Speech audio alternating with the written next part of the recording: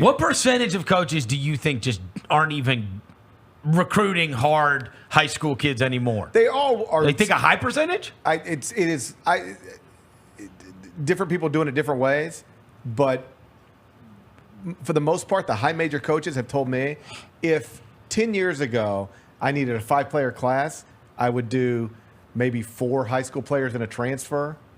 Now it's going to be 4 transfers and a high school player. So you think they're just focused on a few? Yeah.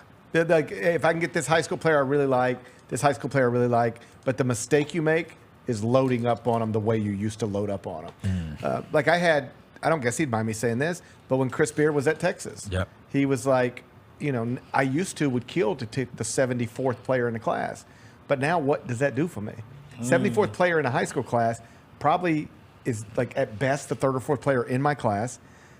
If I'm taking transfers, then he's not going to be able to play as a freshman. And then all we're doing is developing, and then he's transferring after 1 year. So what's the point of even taking that person to begin with? So where you really found the squeeze is if you were ranked, say, 150th in your high school class 10 years ago, like the Memphises and the Auburns and the Alabamas and those, everybody except Duke and Kentucky basically would at least be interested in you. You could, now they're not. That's Chris Crawford. Yeah. Now they're not interested in Chris Crawford anymore because they can go find a 22-year-old guard who's already proven at the. Who's Chris Crawford, 22 years old. That's right. Yeah, that's exactly. right. So it is really squeezed. Like you see a lot of high school players now who 10 years ago they would be signing with Memphis, and now they will be signing with Murray State. So to double back around and to get to that high level, you think?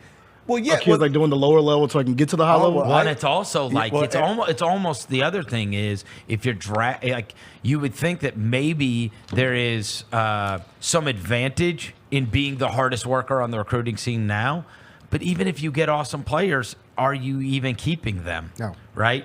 You could look and say you're at like a Murray or somewhere like that, and you can say, you know what? I'm not having to fight Kentucky and Michigan State and Kansas for all of these kids anymore. And I can go I'll give you a perfect example. Rutgers got, yesterday when we were doing it, I said, Rutgers has 2 of the top 5 players in the country? They're going to Rutgers? Right. Yeah. How? One of them's a family thing, and then the other one's his friend? Yeah. I got you. But what I'm saying is if that was going to be one of those where here's the advantage, I can go recruit, but then I would be worried that I couldn't keep them anyway. But here's what some mid-major coaches are saying. Come with me and let me get you there. I'll get you there. That's actually smart. Right, because here's Kansas doesn't want you now. Give me 2 years. After a year. Yeah, exactly give me 2 right. years So if you're here. a mid-major coach, here's what you're saying, and this is actually smart from the other perspective as well. Let's say you are ranked, let's just say 200th in your class. Right. All right. And Memphis is interested, but also Murray State is. You go to Memphis, you're going to sit on the bench. You go to Murray State, you're probably going to start. And by the way, you have no market value because you're the 200th ranked high school player in the country. Nobody cares. What the Murray State coach or a mid-major coach might tell you, and I think accurately, is come with me, play, show that you can play at this level, then get in the transfer portal next year and watch the bids come in.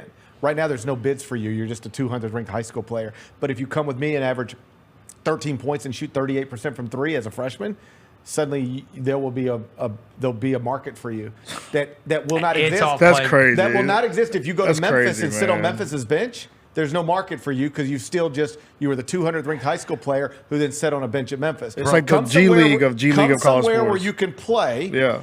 And then there's a market for you. Go look at what some of these mid-major players are getting in a transfer portal. That's crazy, bro.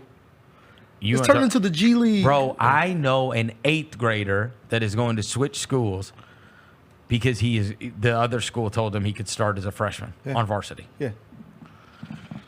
Yeah, that's where we're. That's where we're at. That's where we at right now. That's where we're at. It's nasty. So, you know what I mean? So the mid-major coaches who are out there worrying about, well, if I take this guy, I'm going to lose him. You're just looking at it backwards. Yeah. You take this guy, and then you try to get him to a place where he can go. And you know what you do? I've heard this. I've had mid-major coaches and high-major coaches who are friends, and they'll discuss, like, if you'll help me with your mid-major player who needs to come up, I'll help you with my high-major player who needs to come down.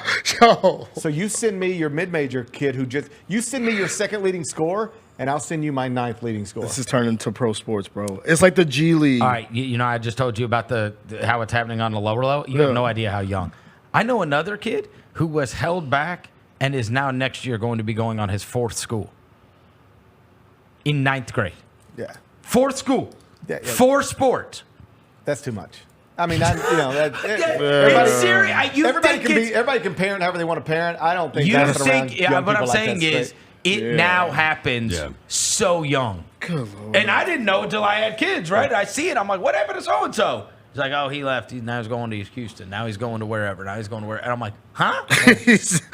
Like, what are you talking about? The Chris Vernon Show, presented by Caesars Sportsbook, live weekdays at noon